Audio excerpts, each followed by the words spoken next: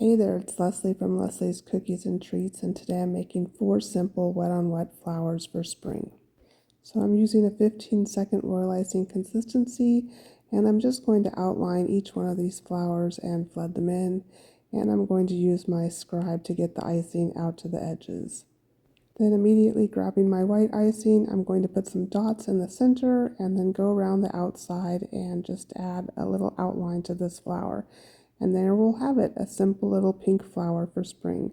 Now let's do the same thing on an orange flower, but let's add a different wet-on-wet design.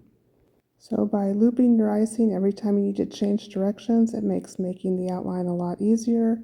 And with the wet-on-wet icing, when you add the other color on top, when it dries, it will all blend together as a solid surface. And for this one, I'm going to outline and flood it in with a white icing in a 15-second consistency, and then we'll add a yellow swirl with the wet-on-wet technique. And as simple as this, you have a really pretty cute little flower. And for our last wet-on-wet flower cookie, we're going to use the yellow icing and flood that in, and we're just going to add a simple white circle in the middle. And in no time at all, we have 4 simple flowers that are just happy and love the spring colors.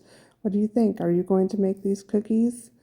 Thank you so much for watching. If you enjoyed this, please like and subscribe. I have new cookie tutorials every week. See you next time.